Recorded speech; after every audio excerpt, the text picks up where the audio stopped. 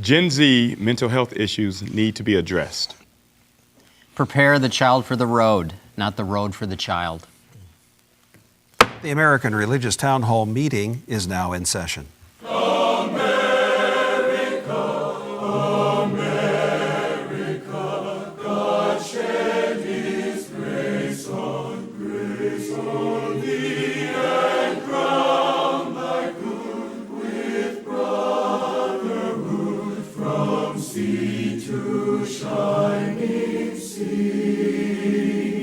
Welcome, friends, to the American Religious Town Hall meeting, where the discussion of religious, political, and social issues is meant to promote the cause of religious freedom and to help us better understand each other.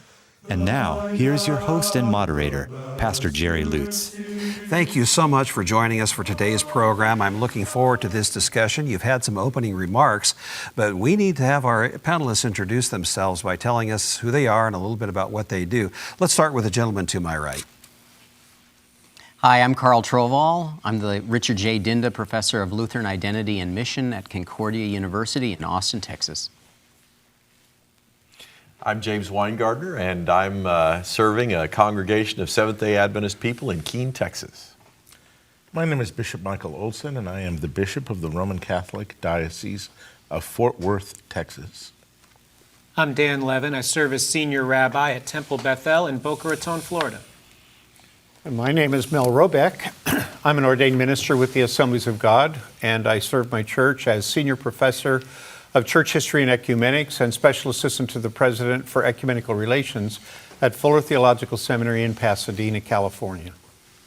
My name is Tony Matthews, and I serve as Senior Pastor at North Garland Baptist Fellowship in Garland, Texas.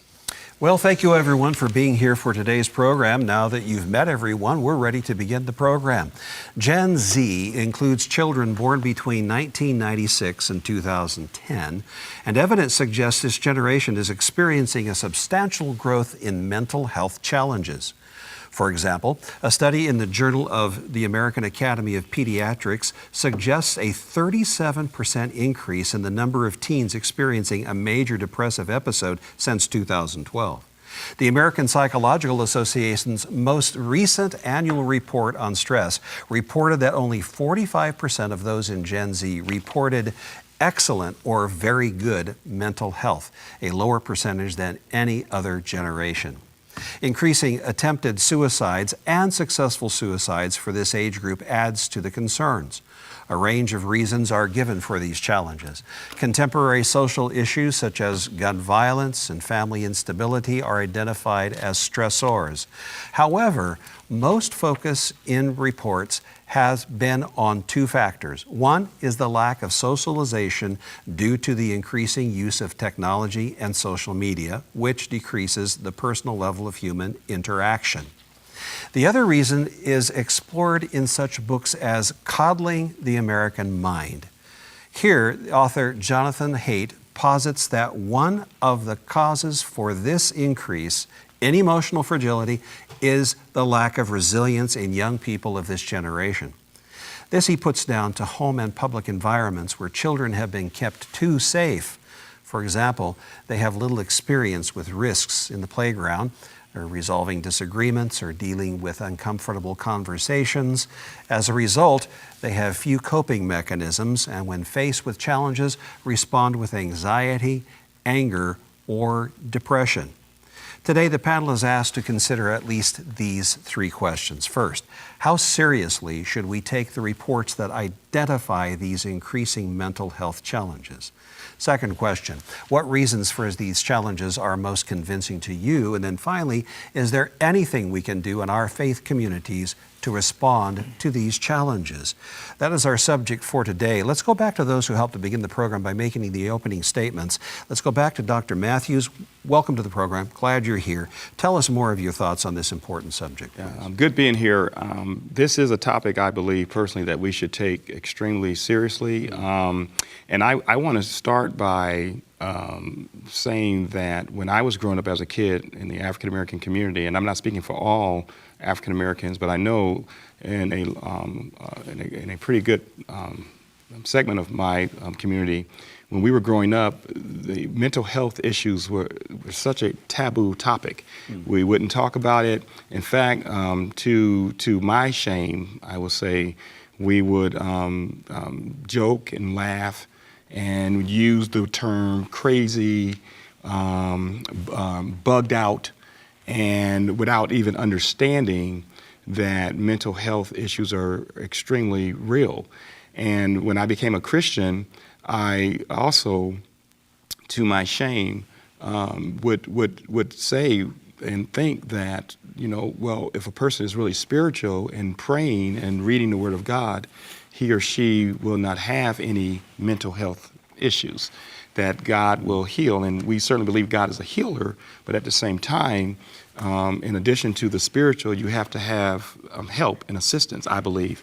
So with that backdrop, I've come full circle on this because of personal experiences that I've dealt with in my context, certainly with family members as well.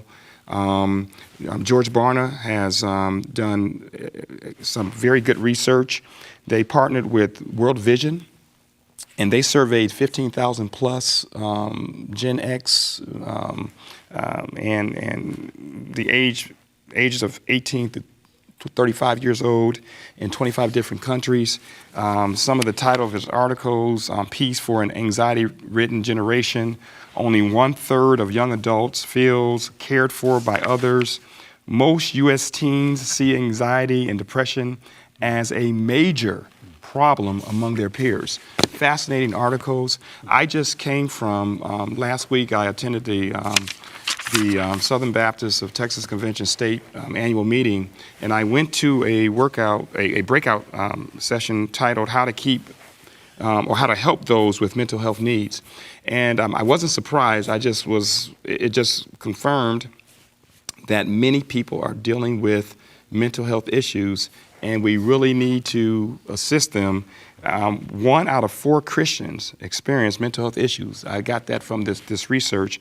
And 3 out of 4 pastors and ministers report that they care for and provide care for people with mental health issues. And I'll say more about some of the things our church is doing to address this. All right, thank you very much. And Dr. Trovall, you're familiar with Gen Z. Yeah. And you have had students who are of this generation. What are your observations? My observations is I think this is true. I think the statistics bear it out, but anecdotal evidence in my own experience does too, that there are a lot of issues that need to be addressed. And if I can make a comparison, mental health and physical health. In physical health, trainers, teachers, parents teach their kids to gradually gain more and more freedom over their physical self. And I think mental health is just as important, and there's training you can do. And I think that a piece of this is what Jonathan Haidt is getting at in his book, is that there are actually exercises that those of us who are educators and parents can use to help make our kids more resilient. And that quote I started, that's a Jonathan Haidt quote. He says, "Prepare the child for the road, not the road for the child." He says that basically there are 3 terrible ideas right now in American childhood and education that continue to be promoted. Number 1 is the idea that what doesn't kill you makes you weaker. Number 2, always trust your feelings. And 3, life is a battle between good people and evil people. And he said that these 3 falsehoods are essentially undermining the resiliency of young people. And he quotes Marcus Aurelius, the Stoic, in response, interestingly enough. I might as well just quote it.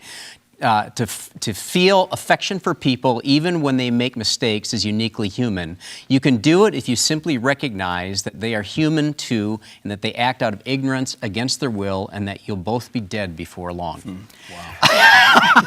Now, I think what he's getting at, though, in a lot of his ideas here is just is that it's about preparing people, helping people realize that the sense of their feelings, you can't always trust them, and that one needs to reach out and realize that there are connections between other people, and to I guess, have a stronger sense of resilience. And I'll just be quiet. I recommend people go to his website, thecoddling.com. It's got data, stats, help for parents and educators there, but I was Thank you. fascinating. Thank you. Pastor Winegardner, glad to have you back here again. Thank you. You've been with us for a few sessions now. I'd like to hear your take on this subject now, please. You know, it's interesting because we see this in all of our communities. And this generation, the change has happened so fast that we can't keep up with it. And they are not getting the same growing up experience we did. And personally, I'm convinced that much of the problem has to do with these distraction devices that we give them to carry around. Distraction devices. They keep their minds focused on what is essentially an unreal and untrue world. The social media cycle is brag about things that aren't true, laud each other for stuff that isn't true, and feel bad about yourself because it isn't true.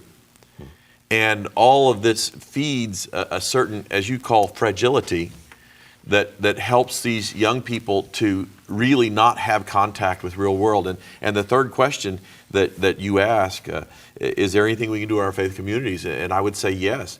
Build family and community intimacy in spite of, over and against, and in the absence of distraction devices. That's what we can do. All right, thank you very much. Bishop Olson, glad to have you here today as well. Nice to be Your here. thoughts, please. You know, I think it's a very keen insight about this generation, but I think without going into causing blame or anything, I think that what I see oftentimes with parents of this generation is a desire to be a friend more than a parent, you know. And I was thinking in the area of faith, you know, faith is something that's handed on even more than it's taught. I mean, conceptually taught. And it's handed on in the experience of family life. It's in the experience of community, of the life of the church or synagogue, of a shared tradition and experience. And more I see people are learning through YouTube videos, which are they're an assistance, but they're not a replacement. And I think we're finding that, and I think that works against the resilience of the human character. I don't think it's insurmountable. I don't think it's their problem alone. You know, I think, but I think it's just a new insight given the presence of technology and social media, especially. All right, thank you very much. And Rabbi Levin, glad to have you here again. Your thoughts, please. So just this last week, a member of my congregation shared with me that she was playing school with her 5-year-old daughter. And in sitting in their living room playing school, her 5-year-old decided that part of their playtime would be to reenact a lockdown drill. So the issues that are affecting young people today in terms of mental health, the stressors that they are feeling are absolutely real. And I would take issue with Dr. Haight because I think sometimes when the road has too many ruts and potholes, you repave the road. That said, I think it is important that we prepare young people for the difficulties they may encounter in their life's journey. There's a wonderful book that was written several years ago by an author named Wendy Mogel called The Blessings of a Skinned Knee. And what she talks about is sometimes the best parenting that we can do is to allow our children to experience a little bit of hurt. Because then they learn, you know what, I can get hurt and I can be okay. And that learning that sense of resilience is sometimes actually one of the most important lessons that we can give a child. Secondly, I was really inspired by a woman named Scarlett Lewis, whose son Jesse Lewis was killed in the attack at the elementary school in Connecticut, in Sandy Hook. And instead of going after gun control and other kinds of causes that would certainly be justifiable for someone whose son was murdered in such a hideous way, she decided to do something very different. She consulted with mental health counselors and educators to build a curriculum that she gives away for free to school systems to teach young people resilience skills. How do I handle resentment? How do I handle anger? How do I learn to deal with disappointment or disillusionment or a sense of loneliness so that my natural impulse is not to pick up a machine gun and start killing people? And if we're able to teach our society the skills to be healthier in our own mental health and resilience skills, we may find that that road gets repaved for itself. All right, thank you. And then Dr. Robeck, your thoughts on the subject, please. Yeah, I think people here have already said most of what I would ever say. But the reality is these kids do face a lot of things that we haven't had to face in our own lifetime, or at least as young people at this particular age. I happen to have 5 grandchildren that fit this category, and so I watch them pretty closely. And what I find is that they want to spend time on those machines all the time. So, you know, the parents and grandparents of my grandkids work pretty hard at setting limits on how much time they can play on that and so forth.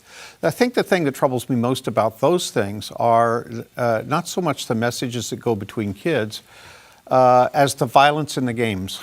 You know, I sometimes I feel like the military must stand behind building all these games, because all they ever do is try to kill people. You know, they pretend like they're soldiers, they pretend like they're flying jets and dropping bombs and all that kind of stuff. And I think, man, you know, it's honing their computer skills, it's getting them ready to, you know, I think it's a subtle trap in a sense. I also look at broken homes, and there are so many of them today, far more than when we were kids. I think marriage has really gone by the by for an awful lot of people. There are all kinds of boundaries that are being broken sexually. For kids don't know what to do. They don't know what to think. They don't know what's right. They don't know what's wrong. And discipleship within the community of faith is, I think, extremely important.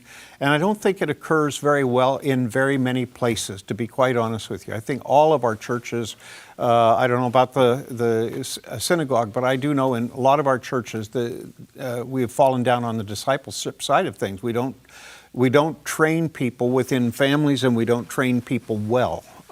So I think all of those go together to kind of fit this. And Rabbi, I was really pleased that you brought up the drill, the shoot lockdown situation, because my kids are all going through that. Not only that, they have to go through earthquake drills, you know, and fire drills, because we've got so many fires in Southern California. So, I mean, it's a constant harassment in a sense, a sense of unease that nothing is long-term, nothing is going to be there when we need it, and so forth. All right, thank you very much. We'll come back to Dr. Williams. You mentioned a few moments ago what your church congregation is doing to address this issue. Yes, we have what we call life groups, and one of the life groups is centered around mental health awareness, and we come together and we have people to talk about what they have experienced and what they're experiencing. And also another side of that is the caregivers. I think we certainly need to equip our young people on being tough and everything. But then a lot of these folks that we have, they're already tough, and they're from good homes, but they are genuinely experiencing some real mental health issues, and we try to address it from a caregiver's perspective as well as the people who are experiencing mental health. Thank you, Dr. Trovall. I'm sure the university has services as well for mental health. They do, very much so. Yeah. And they're being consistently and constantly used to the point where we're going to have to look for more resources to help students.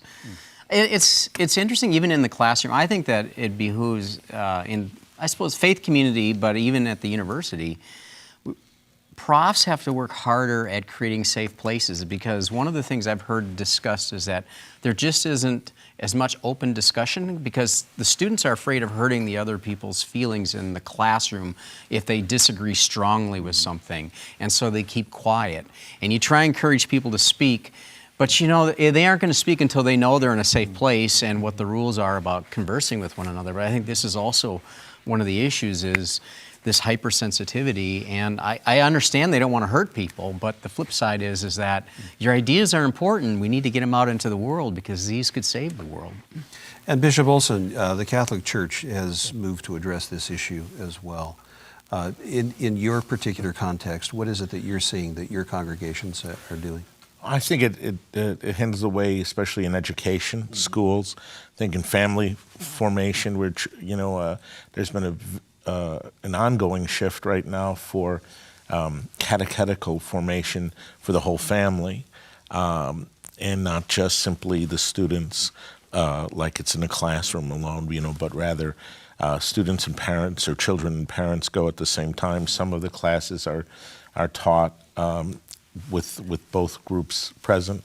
Some are then taught with individualized. So it's enabling the parents to do that and to hand out things. But I think that's a shift with some of this. All right. Well, thank you very much. We'll have summations in a few moments. Perhaps you can also share, the others can share some things that your churches are doing. But before we go to the summations, there's an important announcement I'd like for you to hear. We'll be back in just a few moments. Thank you, Pastor Lutz. We hope you are enjoying today's program. If you would like to learn more about the American Religious Town Hall, please visit our website at americanreligious.org. That's americanreligious.org. There you can read about the mission and history of the program, learn about the Town Hall estates, and view past programs by clicking the appropriate menu buttons. Each week, Pastor Lutz looks forward to receiving your letters. You may write to him at the address shown on your screen. Send your letters to Pastor Jerry Lutz, American Religious Town Hall Meeting, P.O. Box 180118, Dallas, Texas 75218. That's Pastor Jerry Lutz, American Religious Town Hall Meeting, P.O. Box 180118, Dallas, Texas 75218. Thank you for writing, and thank you for watching. And now, back to you, Pastor Lutz, and today's closing statements. Thank you, Mark, and welcome back. I do look forward to hearing from you. We have some ideas come in via the mail or through the internet by email describing what you would like to hear. Some of your friends who view this program also have sent suggestions, and we do tailor-make our programs to the needs and the desires of our viewing audience. So please, avail yourself of the opportunity to get in touch with us. We look forward to hearing from you. Let's go to our summations now. Let's begin with Dr. Trovall. You're first. Well, I would say on my own theme of the parenting, I need to be careful because I know how difficult parenting can be and how challenging it is in these fearful times. So I certainly want to affirm the work of parents and what they do. I also would encourage parents to think about what it is that they're doing when they help their children do things and what that means. And are you denying them an opportunity to be resilient and to help themselves? Thank you very much. And then Bishop Olson, your summation, please.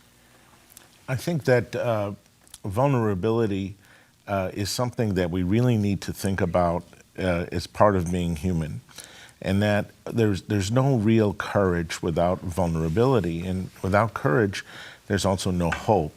And as a people of hope, we have to recognize that part of life is taking the risk of being wounded, but then also, how does one heal? And how do we help each other then to return and grow stronger in the sense where adversity breeds good character and strength among all of us?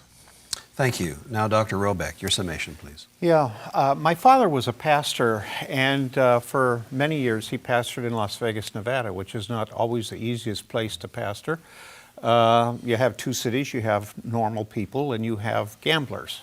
And a lot of these gamblers would show up at the house in the middle of the night, and they'd want money, they'd want help, they'd want, prayer, all kinds of things. I remember when I left home, my father took me aside and he says, I really need to apologize to you because I feel like I have protected you too much.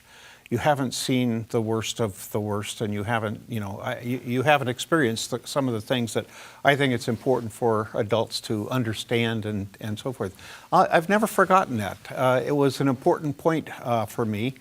As a result of that, and as a result of what I did see, I have never gambled a penny in my life, and nor will I ever do it. I just have seen too many broken people in that process. But it strikes me that children these days are too well protected in so many ways. At the same time, they're unprotected in places where we do not have access. All right, thank you. And then Dr. Matthews. Yes, I'd like to encourage our religious organizations and churches to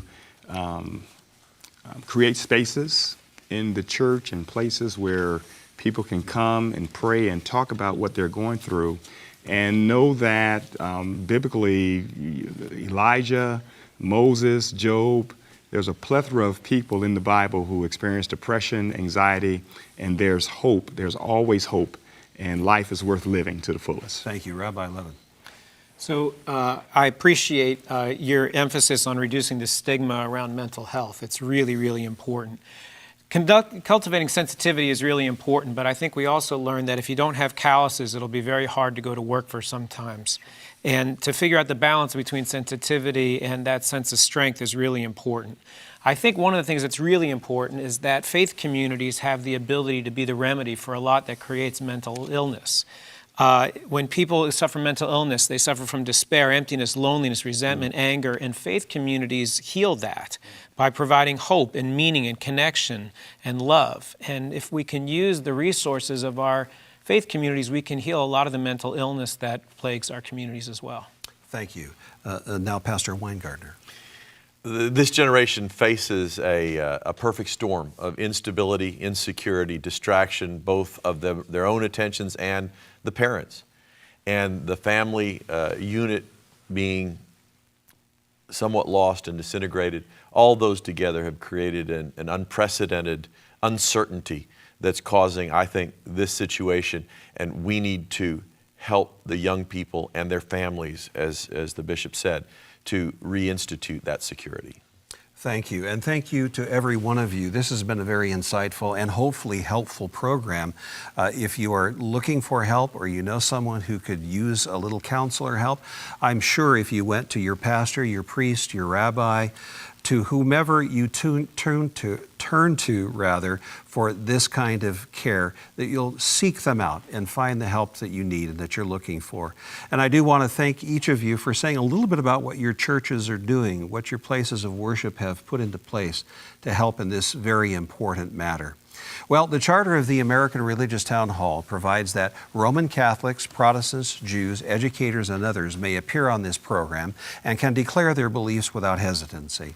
And the rest of the members of the panel will uphold and guarantee that American right to all who will appear, irrespective of race or creed, so that the rest of the world can see that here in America we believe in civil and religious freedom, not only in theory, but in reality. So now, friends, until next week at the same time and over this very same channel, the American Religious Town Hall meeting stands adjourned. And may the God of all of us bless all of you.